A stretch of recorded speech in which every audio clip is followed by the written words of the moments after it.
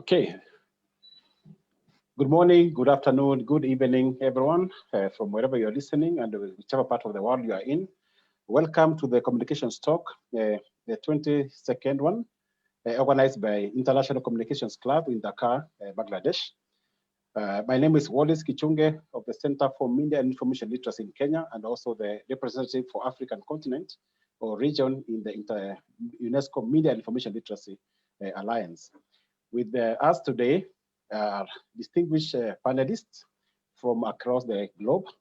We have the first one, Professor Jesus Lau, the co-chair of the UNESCO Media Alliance, and also a lecturer at University of Veracruz in Mexico. We also have Madam Guna, I hope I got that name right. She is a media education researcher at her university in Finland.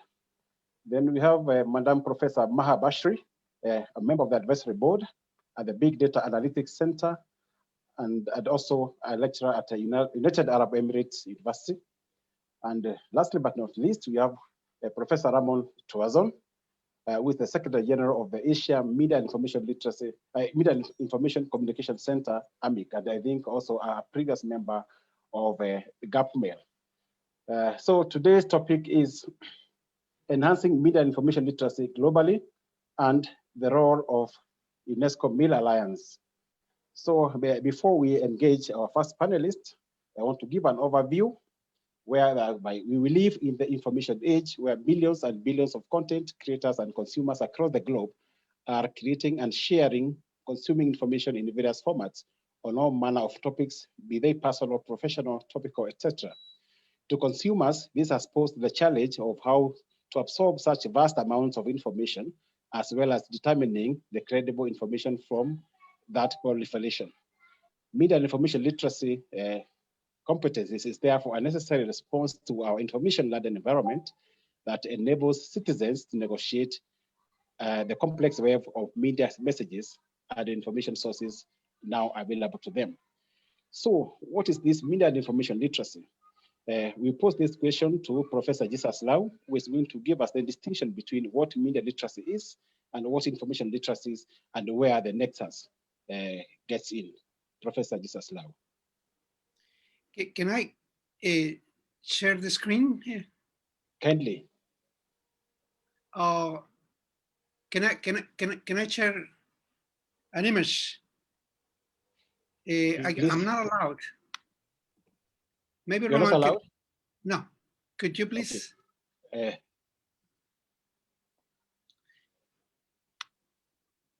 Okay, got it. Thank you.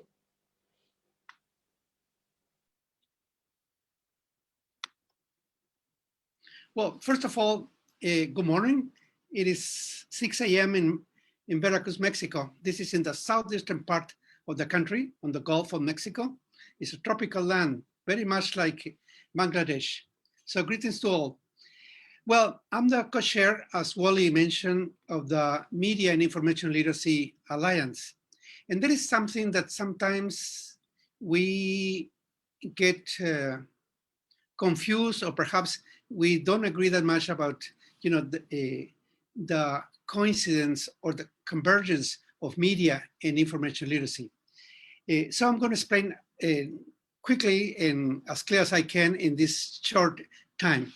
Well, basically, media and information competences or skills, whatever term you may like to use, it has three components. If we talk about this compound term, media and information literacy, the core skills of these competences are access, evaluation or understanding, and use of information in media. And there are subsidiary skills, for the core skill of access, you need to identify your need. You need to be aware of your media and information need. You need to express it, in the different platform databases or information systems that you have access to. You need to have skills to search, to locate, and to retrieve that information wherever it may be. The second one, which has a higher cognitive demand, is the evaluation and understanding of that information or media that you may have retrieved. You can analyze it and do the whole process to assess its validity and relevance. And the final one is the use of that media and information for your own purpose, to apply it in a learning process. You want to communicate, you want to take a decision, and so on. Okay, these are the core skills and the subsidiary skills of the compound competence of media and information skills. I will show you now some of the basic differences. I want to move this in just a second, show you another slide. Just a second. Here it is. Well, the basic differences are, well, they're expressed in this graph that you have now. This is part of a chapter that was published 2 years ago in a British book by Alton Grisel and myself. It's basically about the history of media and information literacy, how it has evolved in the last 10 years or so. Well, here you have the differences in terms of the formats that are used in information literacy in mass media. In information literacy, basically you have books, monographs, journals, serials, while on mass media, it's news, newspaper, social networks, and so on. In regard to content validation, information literacy normally takes longer than media literacy processes. In the case of, for example, an academic journal, you need peer evaluation, you go through the whole editorial process, and in similar, also you want to publish a book. And citations are crucial. In the academic world, in information literacy, normally you need to cite, you need to give the reference of your sources. And this is slightly different in media literacy. There is also, research, there is also editing, but in many occasions, many of these products, like news, they have less time to do, the long process of research, and citations are not that crucial. And my media colleagues can disagree on this if they want to, please. Second, about the audience. Information literacy tends to be, the audience tend to be people who need to take a long-term decision, people who are studying, in a learning process, or anyone who wants to take, a long-term decision. For mass media, it is also true, but it has, it also has this part of entertainment, the news part. So media, from my point of view, is more for our day-to-day information needs. That is very important because media determines or influences the decisions that we take in terms of food, dressing, political views, etc. While information literacy, I repeat, is for long-term decisions in general. However, there is no precise line, to separate one or the other. I'm just focusing on the elements that are more predominant. In terms of access, this is a very important element. In the case of information literacy, the user has to develop search skills. It has to look for the information. In regard to media, media follows us. If we have a computer, if we have a cell phone, media will be following us wherever we go and whenever we turn on our devices. So in the case of information literacy, you really have to develop the retrieval and search skills in order to find the information that you need. If it is a patent, if it is a standard, or if it's an article or statistics. Okay, so this is a very important differences between both skills. In terms of use, I already mentioned in regard to information literacy, normally used for educational processes and long-term decision that I heard mentioned several times. While media tends to be more for entertainment, although it also has education focus. Now, in regard to the aesthetics, the appearance of the media, information literacy tends to be less attractive than media products. If you see a scientific article, it hardly has a photograph, a picture or colors. It tends to be just black and white. If you see an academic book, the illustrations are less than in media products. In media products tend to rely a lot on sound, color, music, even movement. Now, in regard to the promoters, information literacy is normally the field of librarians, educators, and anyone who wants, quality information for the decision making. In case of mass media, I would say it's relevant to anyone in our society, and it does influences our way of being, on daily basis. So this is a basic concept, trying to emphasize the differences and similarities of these two skills. Now, both skills have the same goal, to have a citizen who's able to have this critical thinking in using whatever media or information product that they have access to.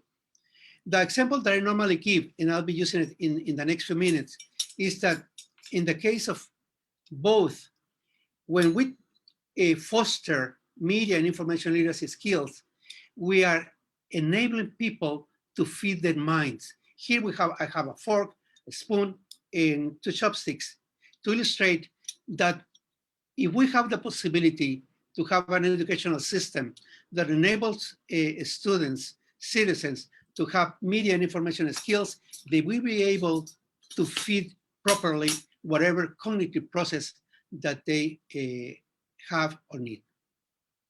So this is in regard to this general concept. So I'll pass you the mic, Wally. Thanks.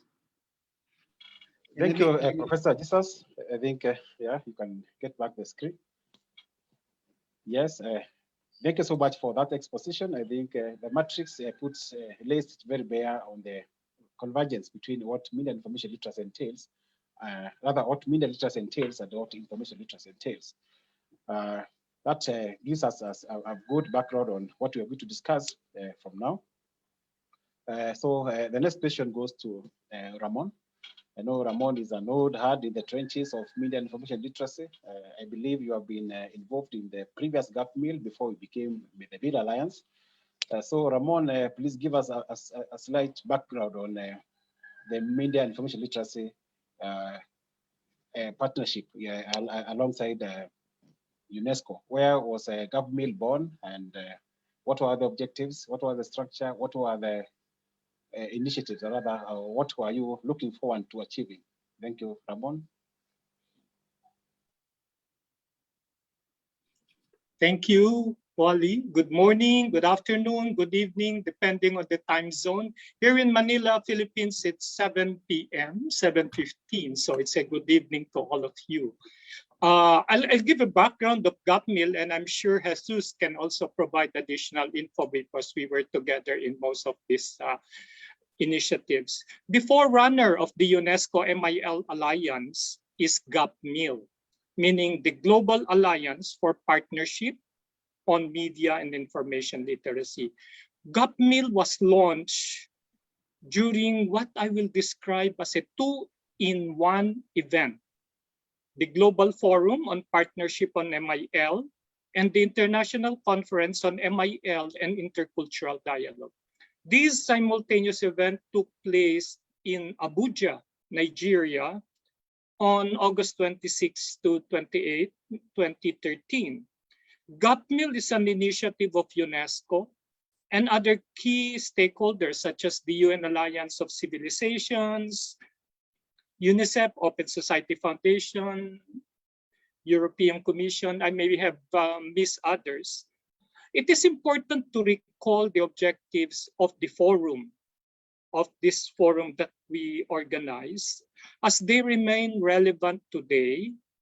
These objectives were eventually reflected in the GAPMIL framework and plan of action. What are these objectives? One, articulate partnership to drive MIL development and impact globally. Two, enable the MIL community to speak as one voice on certain critical issues, including policy issues. And number three, promote MIL as a composite concept, just like what our good friend Jesus has done a few minutes ago.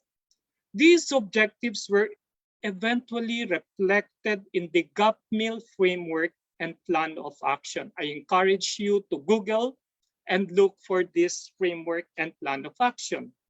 A call for interest to be part of the envisioned GAPMIL was done in early 2013.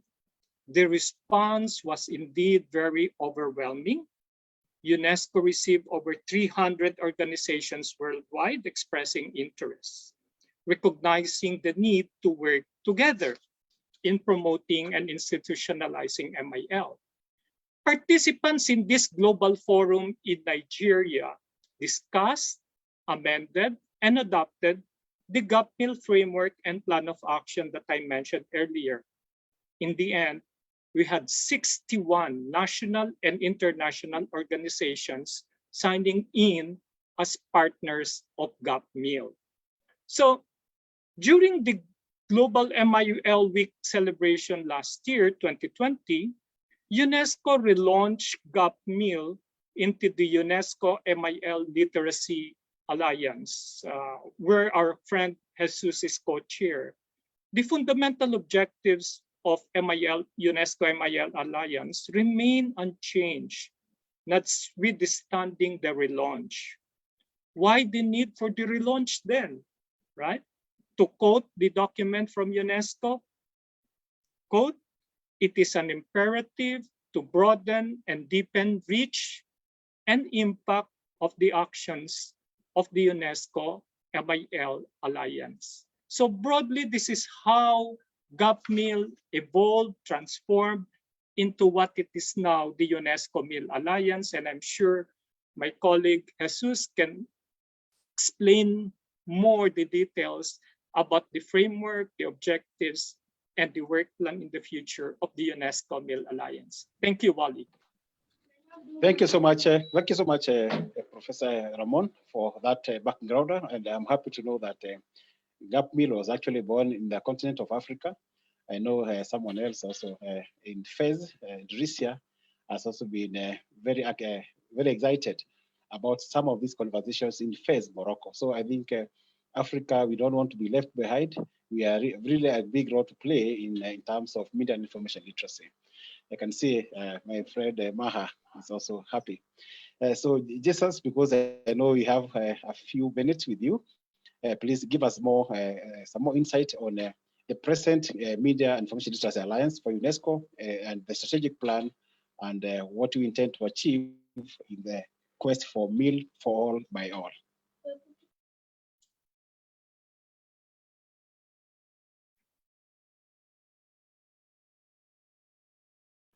Jesus, you're muted. Sorry. Well, I put on the chat of the Zoom the full reference of this chapter that Alton Grisel and myself did a couple years ago, 2019. It's called Media and Information Literacy, Intersection and Evolution, a brief history. So you can have, more details of what Ramon has, really summarized. Well, MIL Alliance, as Ramon mentioned, has a new logo. We have been working on a strategic plan that will be released in the next few weeks. This strategic plan aims to get more involvement from members. We have a monthly newsletter. It's a brief update on the things that we see or do in regard to media and information literacy. Now, media and the MIL Alliance doesn't have, a proper staff or a budget to develop the different strategies. So it is based on voluntary contributions of the membership, especially the International Steering Committee that were represented by members from Africa, Asia, Europe, and the Americas. However, the close link between MIL Alliance and UNESCO is, very tight, because MIL is a network created by UNESCO. So we support, advise UNESCO in regard to media and information literacy. So we are involved in the annual conference that is organized every year in October during MIL Week, which is a major celebration around the globe, where everyone can organize and register events that they are offering to their communities. There has been in the past a book published mainly by, with funds from Sweden and other organizations in regard to sort of like a proceedings of the main papers and some other contributions on the subject of media and information literacy. So the main activities are the conference. There is an award that is given every year. In fact, there was a webinar yesterday with the last year recipients. And we also try to promote the creation of documents such as the MIL curriculum that was announced in the last conference in Seoul this past October. It is still to be, out of the press, but look for it in the next few weeks, because it's an excellent manual for educators or anyone who is interested in fostering media and information literacy. Thank you, Jesus. I think that one gives now the best background on what the UNESCO Media Alliance, which has mutated from the GAP mail, and all it's all about. So I know we go to the ladies, and my first question goes to Guna Sporava. Guna, I know you have a lot of experience from Europe and is it Lithuania? I'm not so sure, but I know you have been involved in the media information literacy initiatives. So my question is, what is the role of media information literacy in the era of global information crisis, and what is being called surveillance capitalism? We also know that media information literacy is very important in fostering democracy, and we are seeing certain elements of trying to stifle citizens, especially using the social media networks. So all this speak to media information literacy. I would be interesting to see, to hear what your take on this is. Guna? Yes, thank you very much. Can you hear me, please? Yes. Yeah, thank you very much at first for inviting me to this discussion. I'm very happy to be here, and also I'm happy to hear what was explained about media literacy and information literacy, because I really think that it is very important in between us as media literacy experts and in between academics, as well as in between media educators, to find some consensus in terms of concepts, because still even that media literacy is in public agenda already more than 20 or even 30 years. There are no consensus, and it is very significant problem for practitioners, because quite a lot of case tells us that people involved in media education really don't understand these concepts. And next to media literacy and information literacy, for example, in Finland, we are often using digital literacy. We know that news literacy is a concept, and today also algorithmic literacy. So I would like to call all of media literacy professionals to work more on concepts and explaining those concepts to society. And actually, what is the most important thing, it is to demystify that concept, to demystify and to bring to the life. We know our formal definitions for concepts, but what is the aim? The aim is a good life.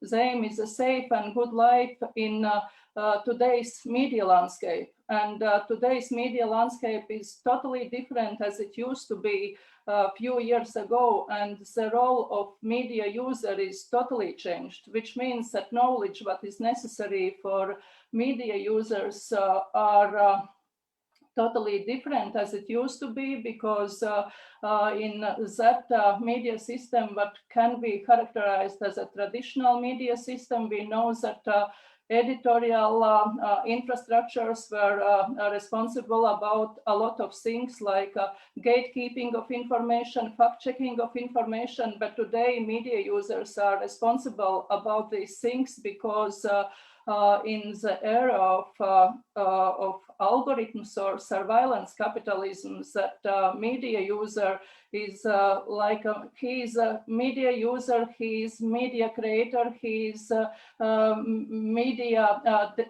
media messages disseminator also, which means that roles are very different. And now it is really significant to support media users with all necessary knowledge which is needed to work with that content for media users, what they are receiving in social media sites. And in social media sites, you know that content providers are not only traditional media, but everyone is providing content, which means that that ability to understand all kind of content, it is very necessary. It is necessary to understand content which is created from commercial companies. It is necessary to understand content which is created from our friends, from our neighbors, and to interpret that content, to understand what kind of aims can be here. And at the same time, it is important to understand that in general, that infrastructure as social media infrastructure and search engines and infrastructure, for example, from Google, are based on commercial principles, and that our data are used for monetizing reasons. And it is not that social media would be created only to satisfy our needs. Of course, social media are satisfying very good our needs.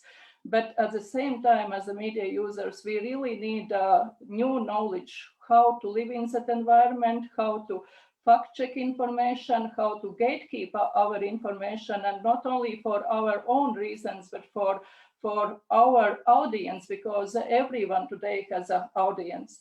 That's my point of view, and actually I think it is a lot of things necessary to do at this moment to move forward in this field of media and information literacy. And in terms of UNESCO, yes, I can see that UNESCO can do a lot of in this field, because we don't have a lot of institutions all around the world with such a power in the field. And I believe that UNESCO can do a lot of in terms of bridging partnerships with technology companies and looking for solutions necessary for society to live this safe and good life. So thank you. That's my point of view. Thank you, Gunnar, for that very well articulated point. I can see it is 1:30, and I know Jesus is destined for another meeting. Please give us one more point on that same point, the role of meal in the today's society, Jesus, before you go for the next meeting.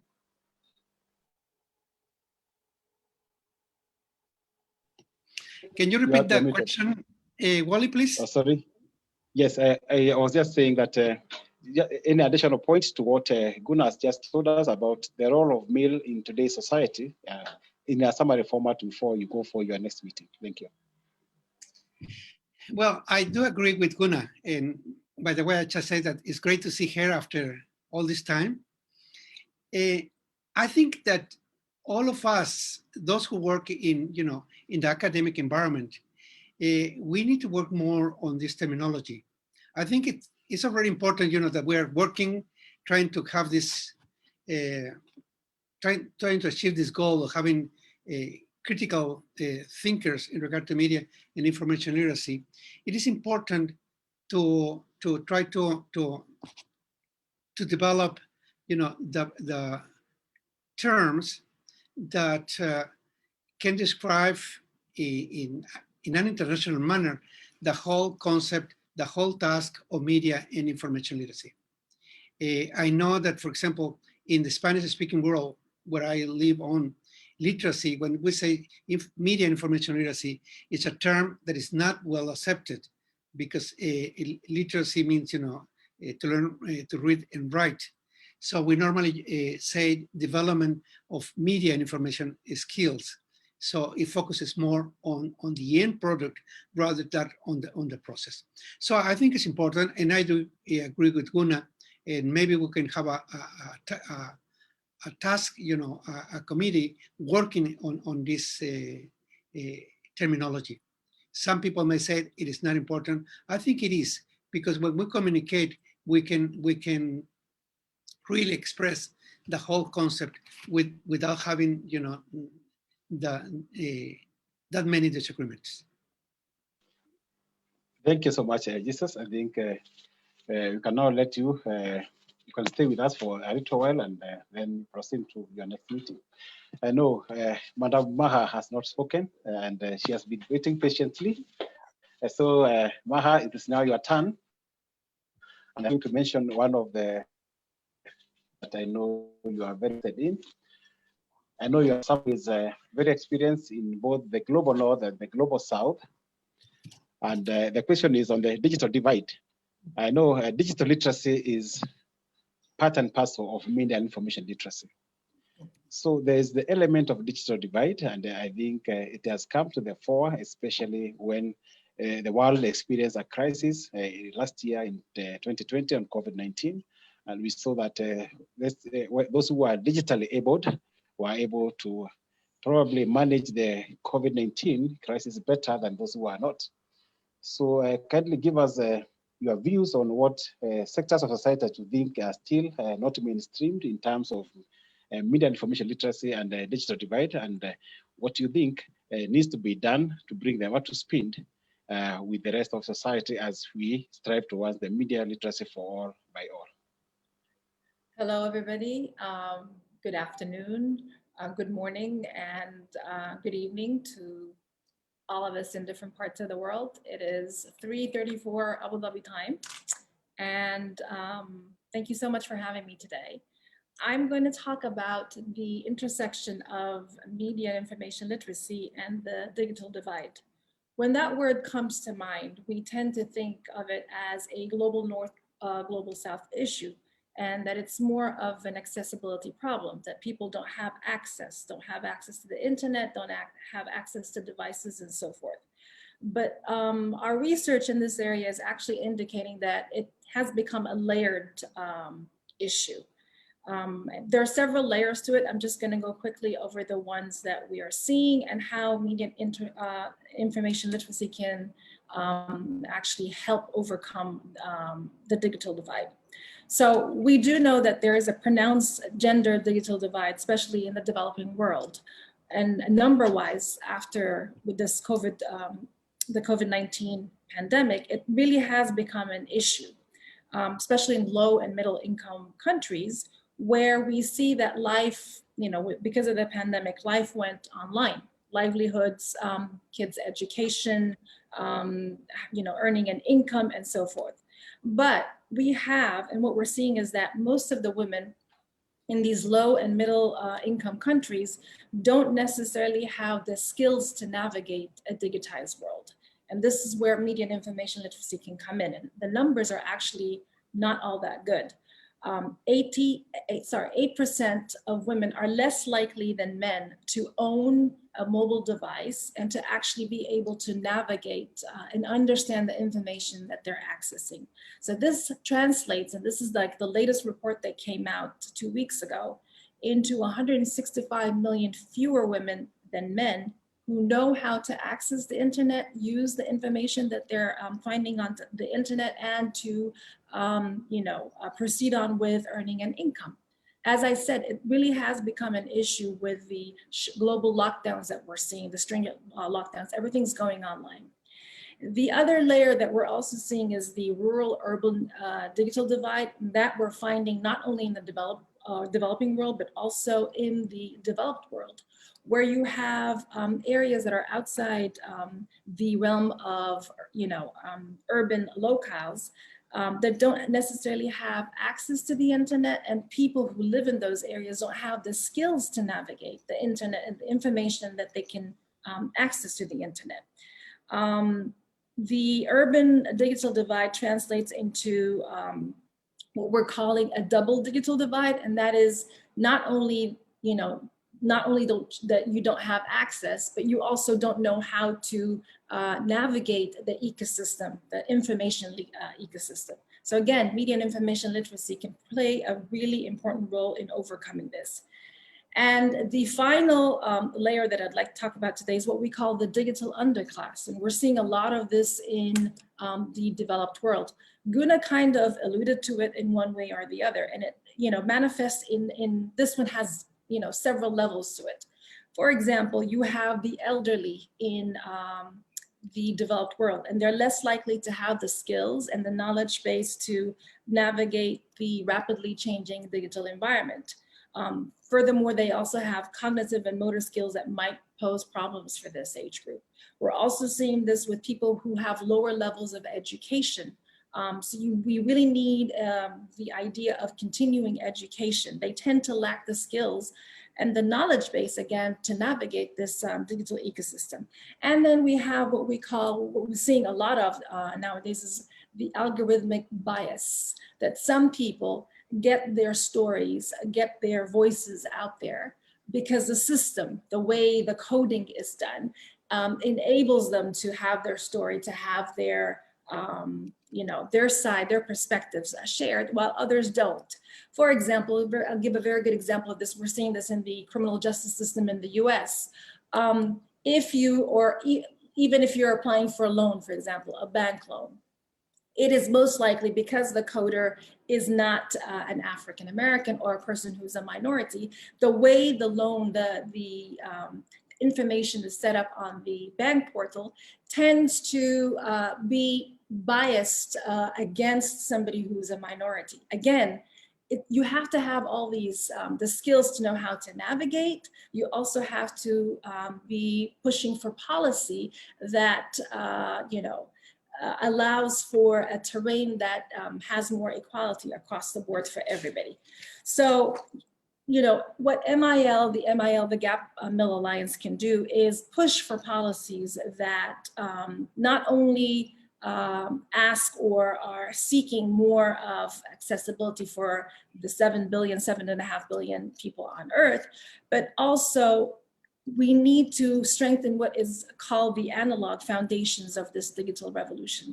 And that is, we need to invest in people. This is where this alliance can come in. We invest in people, especially women and the digital underclass, for stronger human capital and a fairer distribution of these digital dividends and equal access to information and understanding information. Using these technologies that we're seeing now, you're going to be left behind if you don't have these skills, requires most and foremost literacy and critical thinking. And that comes with the media and information literacy that we've been talking about. Thank you very much. Very, very, very brilliant take there, Maha. I think for the first time, I've seen several layers of the digital divide. You have really exposed them, and you have given quite a number of them, like the gender, the age, the location, probably where you are in the world, and how far digitized they are, the socioeconomic status, the education levels, and also the people we are calling the digital underclass, which I think is going to be another kind of stratification. This is very important and a very important, brilliant take, like I mentioned. I wish we had more time to discuss this, and I think the digital divide requires a day of its own for discussion in this series of talks, the communication talk and media information literacy. Now, Ramon, I know you are still here. You haven't spoken, and like I mentioned, Ramon is a node hard in media information literacy has been in the trenches, as you heard in 2013 when they were mooting the idea of GovMail, which later became Mail Alliance, and there's so many other initiatives that has been done across the globe. So Ramon, this question is for you. Now that you have grown in media information literacy since the days when the idea was being mooted globally up to now, when ourselves, Jesus, the Mail Alliance practitioners and partners, Alton Grizo would say it's harvest time for media information literacy. So what do you think are some of the milestones that media information literacy has done in the last, let's say, 10 years? And what should be the thrust of, in terms of priority for the initiatives at the global level and at the local level? Ramon, I know you do justice to this question and for the benefit of the audience. Thank you, Wally. Wally, before I answer your question, I just want to add to the very important issues that Maha has raised. And working on MIL in another country, in Myanmar, where I currently work as media specialist, I have noticed that there is a divide within the divide, which makes it very, very difficult for some marginalized groups. And I'm referring to what Maha has mentioned about women. And I found out, and this is not something new, that while women are already marginalized, there are even groups, sectors within the women's groups, which are even further marginalized. And I'm referring to ethnic women, women from cultural communities, women who are differently able, or women with disabilities, physical and psychological difficulties, differences, rural women, for example. And this became very apparent when we did a study during the recent election, the controversial election in Myanmar in November. And we found out how difficult it is for women to be mainstreamed in a democratic exercise like election because of some limitations. The divide has evolved into inequity and inequality, serious inequity and inequality. Let me now go to our milestone. Have we done much since we introduced MIL?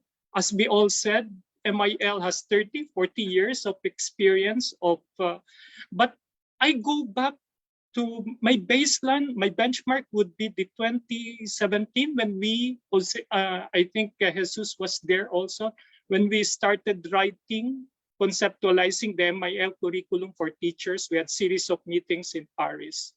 And then finally the first book on MIL came in 2011, and the new book is coming out soon. What have we achieved? I think there is now from 2009 to 2011 to now, about 20 years after, we now have a global movement. Everywhere I go, people are talking of media and information literacy. It is something that has catched the attention of many people, sometimes for the good, sometimes for the opposite. You know, it has created a lot of interest, much as it has created a lot of debate. Do we really need to have a composite concept of media and information literacy? Do we really have to put M, L, and IL together, and so on and so forth? You know, so moving forward, what are some very important challenges and issues that we have to face? One, for me, local is global. suddenly everything is global. There is no issue, no local issue which can be separated from global issues because of technology. Technology does not respect geographic political boundaries, and many MIL issues and concerns also have global impact requiring simultaneous local and global community actions. For example, the issue of privacy in social media. The problem of privacy affects the lowly farmer in Africa just as if it affects the big businessman in New York, right? This highlights the importance of strengthening the urgency of partnership at the local level, community level, at the national level, and at the global level. Another important way forward is the need to continuously define MIL competencies. Why? Because of the fast pace in technological innovations. Many advocates, MIL advocates and practitioners like all of us here will always be engaged in catching up with new technologies as today's technology competencies, as today's MIL competencies will easily be rendered obsolete by new innovations. So today's MIL competencies would be obsolete by tomorrow because of innovations. And that is a very big challenge for all of us. But if we work together as an alliance, as a MIL alliance, maybe we will be able to shorten the period of catching up with identifying new competencies, particularly competencies related to the so-called frontier technologies, AI, robotics, Internet of Things, big data, drones, 5G, etc., etc. And finally, I'm sorry if I talk too much because I may not have the able to emphasize this. The future requires all of us to work together to push back very powerful transnational technology companies, which has been defining, influencing our public space, our public sphere. Those are the challenges of the future. Thank you, Wally. Thank you, Ramon. As usual, very insightful and very engaging. Gunnar, what do you think about this harmony between the global push and the local level advocacies? Where do we marry and how do we go about it? Because I think at the global level, we are doing so well. How are we doing at the local level? This is, we are going to get into the nitty-gritties of a few things that we have done on the ground, but this is just an overview, just to buttress what Ramon has said. Gunnar? Mm-hmm. Yes, I totally agree with Ramon that that every local today is a global, and the opposite. It is very, very significant to understand that actually going in the global environment, we in some meaning losing that idea what is happening locally. And media literacy is actually a field which can raise awareness about that necessity to focus also on local level in terms of local news and news understanding. We have done a research in Latvia a few years ago where we found that actually young people, and it is not something very unique, but I know that it is all around the world. That, but what we found is that young people in Latvia are not at all involved directly with that source of local news, but they are getting understanding about local events using parental and grandparental information. Which means that actually they don't have mostly their own idea what is happening locally in terms of city, in terms of even in terms of country, because mostly they are living in global environment. They are living in English-speaking environment, and that news but they can read in local languages. They are mostly reading much less as their parents used to do. It is one dimension in terms of local and global. And talking about UNESCO role, what came in my mind, I know that there used to be discussions, but still I would like to suggest that it would be very good that UNESCO could be a coordinator of global research. Global research done regularly about latest trends in media usage and identifying needs of media literacy. Nobody is doing it in the world. Who would do that if not UNESCO? If we could raise that idea again in agenda, I think that it would mean a lot for all society globally and locally. Thank you. Thank you so much, Guna. I think we have so much to talk about and very, very little time. I can see we are already almost into the hour, and we have hardly done justice to what you want to talk about. And even Jesus has kept us company this long. So Jesus, now that you are here, and we are actually doing the last round, 1.5 minutes each. Please give us your final remarks. And I would want you to tell us some of the turnkey media and information literacy initiatives that you think has happened in your own initiative and in your own country as regards to the view, the objective of UNESCO Media Alliance. Thank you. Well, I would like to say thanks for inviting me to be part of this webinar and to listen to my colleagues of all these times, of all these years. And my final remark is that in order to push media and information literacy alliance, we really need the work of members. I love the idea of Guna, and we can set up a committee within the alliance to do this work. I know that Ramon is very active in research and in publishing. So it would be great to have, a good group of minds working on these research trends. So my remark is, let's work together and let's enable our citizens to be critical about media and information literacy. Thanks you all. And I will have to leave now in order to go to my other commitment. Have a great, so much, great evening. It was nice having you, and thank you for the insights, and we hope to see you again in another seminar soon. And have the best of the time with your next webinar. Okay. I think we are doing the last round of conclusion and conclusive remarks. So I'll go to Maha.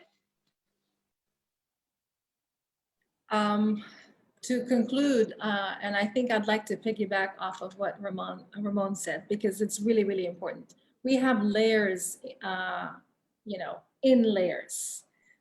It is important, yes, to work together as a global alliance, but I think we also need to pay specific attention to the local situation or the local ecosystem, because each country has its own, challenges, has its own needs and so forth. And we can learn from one another, from each other's experiences.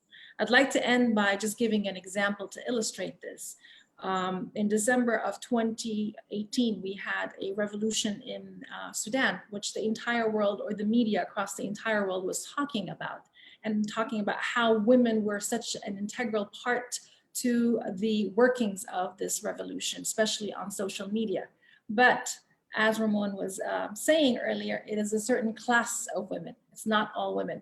It's those women who have access to the internet. It's those women who have the skills to navigate the internet. But those women, for example, in the Western part of the country, which is a very marginalized part, had no say. So we need to give voice to the voiceless. This is what I'd like to end with. And I think this alliance can really help do that.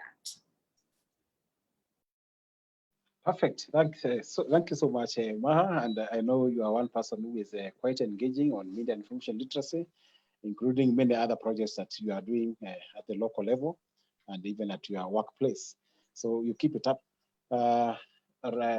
Guna, I think Guna, you also can give us some of the turnkey events that you think, initiatives that you think have happened, probably in Finland and other places where you work, in relation to the UNESCO Bill Alliance.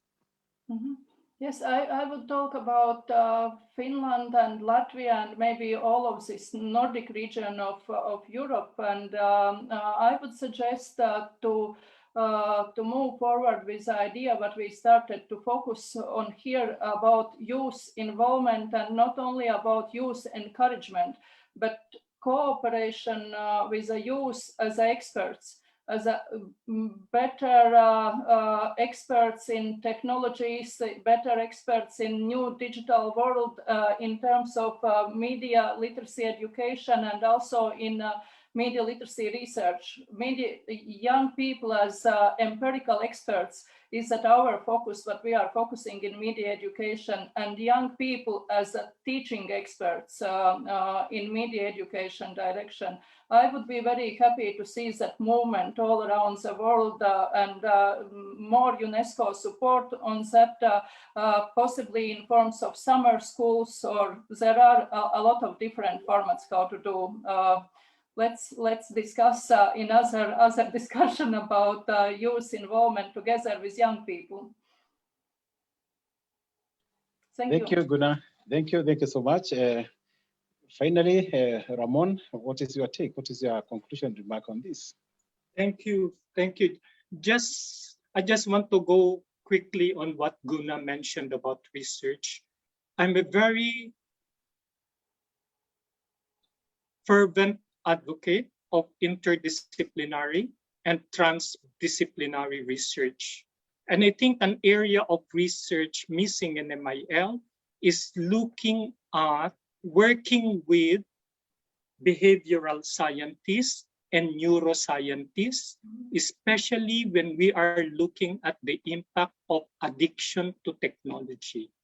This is an issue very critical for us in MIL, but we always look at it from a social science perspective or from a technologist perspective, but we never ask behavioral scientists or neuroscientists or those from the natural sciences.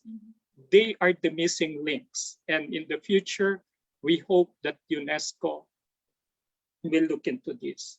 Second, I would agree with both Maha and Guna that the future, the only way forward is to have the commitment to work for young people with young people.